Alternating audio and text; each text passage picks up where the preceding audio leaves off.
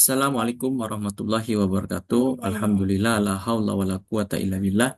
Allahumma shalli ala sayyidina Muhammad wa ala ali sayyidina Muhammad. Baiklah, bertemu kembali di Bimbel Online Lulus ASN. Hari ini insya Allah kita akan eh, sharing-sharing untuk teman-teman pejuang NIP sekalian, yakni tentang tips ya untuk pemula ya yang ingin belajar bagaimana untuk bisa lolos di CPNS di tahun 2025 ini. Maka langkah-langkah ya bagi teman-teman yang masih pertama atau perdana untuk mengikuti tes CPNS, maka saya akan sharing tentang tips-tips ya untuk teman-teman pemula. Baik, langsung saja kita akan mulai. Bismillahirrahmanirrahim. Terkait dengan eh, cara belajar ya untuk tes CPNS ya untuk para pemula. Sebelumnya perkenalkan kembali, nama saya Khairul Rijal. Saya adalah CPNS Widya Iswara Balai Diklat Keagamaan Palembang, Kementerian Agama, tahun 2014 ya. Masih fresh sekali. Insya Allah saya akan berbagi ya bagaimana tips triknya saya belajar dari awal ya sampai alhamdulillah saya keterima sebagai PNS. Baik, langsung saja teman-teman sekalian. Yang pertama, ya, kita perlu ketahui bahwa persiapan yang matang itu akan membuat sebuah hasil, ya, yang sangat baik juga. Karena kita sudah mempersiapkan sedemikian rupa, sedangkan kompetitor kita belum tentu, ya, mempersiapkan di Hamin 3 bulan atau Hamin 2 bulan, bahkan hari H pun mereka belum bersiap-siap. Nah, maka dari itu, eh, beruntung teman-teman yang sudah bersiap sudah cukup lama ya, bahkan ada yang sudah prepare 1 tahun, ada 6 bulan ya, atau 3 bulan ya, ataupun eh, sudah persiapan yang cukup matang lah seperti itu. Maka saya akan berbagi tips-tips ya, mulai belajar dari awal sampai akhir, bagaimana kita bisa mempersiapkan sedemikian rupa apa-apa saja yang harus kita lakukan, apa yang kita persiapkan, sehingga kita semua bisa menghadapi ujian pada saat hari H dengan baik ya, dengan skor maksimal dan insya Allah mendapatkan peringkat pertama. Baik teman-teman sekalian, selanjutnya yang paling penting adalah kita harus mengetahui dulu jenis tes CPNS itu. Ada berapa tes-tes yang dilakukan ataupun yang dihadapi oleh calon CPNS. Yang pertama, sebenarnya sebelum ada yang seleksi kompetensi dasar, tentu kita akan mengikuti yang pertama adalah seleksi administrasi. Silakan teman-teman untuk mempersiapkan sedemikian rupa pemberkasan mulai dari ijazah, KTP ya, kemudian data pendukung yang lainnya yang diminta oleh BKN. Kemudian selanjutnya adalah seleksi yang akan kita jalani ataupun kita lewati. Yang pertama adalah seleksi kompetensi dasar atau disingkat SKD. SKD ini sangatlah penting ya, karena setelah SKD baru bisa kita masuk kepada seleksi selanjutnya, yakni SKB atau seleksi kompetensi bidang. Nah, apa saja yang termasuk dalam seleksi kompetensi dasar? Tesnya yang pertama adalah tes wawasan kebangsaan atau disingkat TWK. Yang kedua adalah tes intelijensia umum atau TIU. Dan yang ketiga adalah tes karakteristik pribadi atau TKP. Teman-teman harus menguasai 3 muatan tes ini. Kalau semuanya kita ikuti atau kita pelajari dengan baik, insya Allah tiga-tiganya kita akan lulus. Karena kalau misalkan TWK kita besar, sedangkan TIU kita kecil, atau TKP kita tidak masuk passing grade, percuma saja seperti itu. Maka semuanya harus di atas rata-rata atau di atas passing grade. Kemudian yang kedua, setelah kita lulus katakanlah dalam seleksi kompetensi dasar, kita harus mengikuti tahapan selanjutnya yakni seleksi kompetensi bidang atau singkat SKB. Di mana SKB ini teman-teman sekalian kita menyesuaikan ya untuk ujiannya ataupun untuk yang diujikan itu sesuai dengan formasi yang kita lamar. Contoh kalau saya Widya Iswara di Balai Diklat Keagamaan Palembang dan kementeriannya adalah Kementerian Agama. Nah, teman-teman, kalau kita mengambil formasi tersebut, insya Allah kita harus mempersiapkan sedemikian rupa apa-apa saja yang harus kita kuasai ya. Contoh saya dulu sedikit saya informasikan untuk seleksi kompetensi bidang ya di CAT pada saat di tahun 2004 saya dulu mencari men-searching YouTube ataupun kanal-kanal media sosial yang lainnya untuk mencari apa yang harus dilakukan atau dipersiapkan dalam seleksi kompetensi bidang. Ternyata teman-teman sekalian, sayangnya banyak sekali media ataupun kanal-kanal YouTube yang saya cari ternyata sedikit sekali ya, sangat sedikit sekali yang membahas tentang Widya Iswara. Maka dari itu saya sangat kesulitan untuk mencari informasi apa yang harus disiapkan. Syukur alhamdulillah ada beberapa kolega saya sejak saya bekerja sebagai dosen waktu itu, saya memiliki satu dua orang ya, tidak banyak sih, yang memang mereka bekerja sebagai widyaswara dan saya tanya-tanya dan alhamdulillah ada sedikit banyaklah insight atau masukan dari mereka sehingga saya mempelajari yang penting dan pokoknya saja. Tapi saya ingin berbagi ke depan, seandainya teman-teman mau sharing tentang Widya Suara akan saya bagi seluruhnya biar teman-teman bisa persiapan dengan matang. Nah, setelah seleksi kompetensi bidang, biasanya ya untuk yang lulusan ataupun tingkatan strata 2 atau strata 3 biasanya akan ada namanya seleksi kompetensi bidang tambahan ya, SKBT. Tambahan itu untuk dosen ya. Bahkan tidak untuk mungkin untuk para guru pun seperti itu harus dites eh, tambahannya. Salah satunya adalah micro teaching ya. Seperti saya kemarin ada dua SKB saya ikuti. Yang pertama CAT, yang kedua tambahan yang praktik. Di mana di praktik itu ada wawancara, kemudian ada moderasi beragama, kemudian ada praktik kerja. Selanjutnya teman-teman sekalian, eh, kita lihat bahwa kita perlu menyusun ya rundown ataupun timeline jadwal belajar kita dengan sebaik mungkin, dengan terstruktur dan sistematis. Kenapa? Karena kita jangan sampai eh, kita terlalu sporadis ya atau terlalu beragam untuk yang kita pelajari hari ini, besok, kemudian lusa dan selanjutnya. Tapi kita harus memiliki jadwal belajar yang terstruktur, sistematis sehingga kita bisa mengatur ya waktu ya dan juga tempat dan lain-lainnya. Contoh, hari pertama sampai hari kedua teman-teman memahami aturan dan sistem tes. Jadi teman-teman sekalian hanya belajar itu saja di misalkan di hari Senin dan Selasa. Kemudian di hari ketiga sampai ketujuh ya atau di hari Rabu sampai hari Ahad atau hari Minggu, teman-teman belajar fokus TWK saja ya, tes wawasan kebangsaan ya, mulai dari putri-putri Pancasila ataupun eh, apa namanya kewarganegaraan ataupun undang-undang bahkan patriotisme dan segala macam itu dipelajari di satu pekan pertama.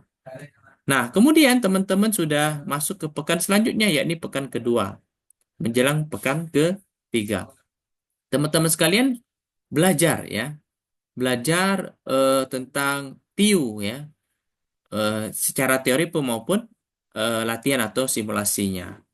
Pun juga di di bulan ke selanjutnya atau di pekan selanjutnya adalah teman-teman belajar tentang TKP, tes kepribadian ya, karakteristik pribadi dan teman-teman melakukan simulasi. Insya Allah dengan teman-teman setiap bulan ya, insya Allah kita menunggu jadwal ya dari BKN kapan akan bukaan CPNS di tahun ini, apakah bulan 8 atau bulan 9 atau seperti sebelumnya. Tapi intinya teman-teman harus mempersiapkan sedini mungkin dan secepat mungkin sehingga teman-teman bisa melakukan persiapan yang dengan matang ya. Jadi dalam satu bulan saya beri tips di pekan pertama belajar sistem aturan ya, kemudian di pekan kedua teman-teman bisa belajar tentang TWK, kemudian yang ketiga ada tentang TIU dan terakhir tentang TKP. Jadi setiap pekan itu beda-beda materinya ya. Fokus satu pekan hanya TWK, yang selanjutnya hanya TIU dan terakhir hanya TKP. Dan di akhir pekan saya rekomendasikan di setiap hari Ahad atau Minggu ini teman-teman ikut yang namanya simulasi atau tryout sehingga bisa mengukur kemampuan kita.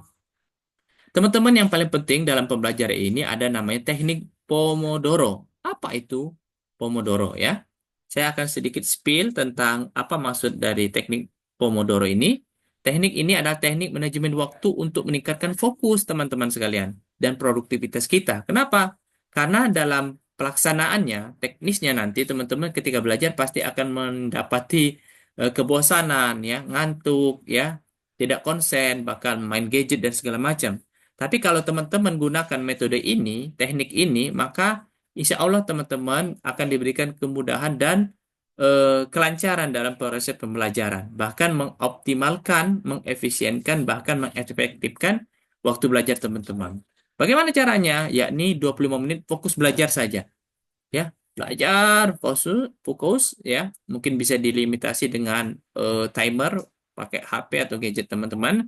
Kemudian 5 menit setelah kita 25 menit, 5 menit kita istirahat. Kita main HP kah, kita mau ngapain kah, semuanya itu mau kalau saat ini kan sedang berpuasa ya, ya teman-teman harus eh, gunakan waktu 5 menit itu untuk belajar istirahat ya, untuk take a rest. Kemudian setelah 4 sesi kita lakukan, katakanlah 25 menit dikali 4 itu sekitar 100 menit ya, atau 90 menit, atau tiga apa namanya, sejam setengah ya. Maka teman-teman setelah 4 sesi teman-teman telah lakukan, harusnya teman-teman saya rekomendasikan untuk istirahat lebih lama. Lebih lama bagaimana? Ya bisa di atas 15 menit lah, untuk mungkin peregangan, mungkin jalan-jalan atau meregangkan tangan ya. Mungkin mengambil wudhu ya, atau mau ke toilet dan lain-lainnya, teman-teman bisa melakukan hal-hal yang lainnya sebanyak 15 sampai 30 menit ya. Apa inti apapun manfaat dari kita melaksanakan atau menjalankan teknik Pomodoro ini? Teman-teman, yang pertama akan membantu tetap fokus dan menghindari kelelahan. Jadi kalau kita 1 jam full kita akan belajar, alasannya akan ya terserang penyakit yang namanya mengantuk, ya, lelah, ya. Dan teman-teman dengan teknik Pomodoro ini juga meningkatkan retensi informasi, ya. Kemudian terakhir membuat belajar lebih terstruktur. Jangan sampai teman-teman merasa bosan, merasa jenuh ya. Tapi kalau teman-teman memilih ya dengan teknik ini, insya Allah teman-teman akan mendapatkan efektivitas dalam melakukan pembelajaran. Selanjutnya teman-teman sekalian, gunakan sumber belajar yang tepat ya. Seluruh kitab ataupun buku yang dikeluarkan oleh teman-teman pemilik bimbel online ataupun kursus ya, atau bahkan para eh, teman-teman senior yang sudah punya buku ya, itu boleh kita adopsi ya, ataupun teman-teman yang sudah lulus jadi CPNS ataupun sudah saatnya PNS, mereka semua bisa kita jadikan referensi untuk bertanya ya. Kita mencari informasi atau membeli buku di toko buku resmi sehingga kita bisa melakukan pembelajaran secara mandiri. Tidak hanya toko buku yang offline tapi juga online ya, bisa mencari membeli di apa namanya, marketplace. Kemudian setelah dibeli bagaimana? Ya, kita latihan dong. Ya, saya rekomendasikan tadi setiap hari Ahad atau Minggu kita lakukan simulasi ya.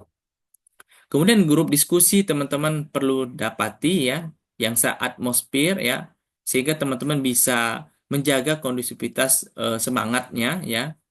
Kemudian juga mengikuti bimbel ataupun seperti kita saat ini ikut bimbingan belajar ya, bisa ikut yang free ataupun yang berbayar.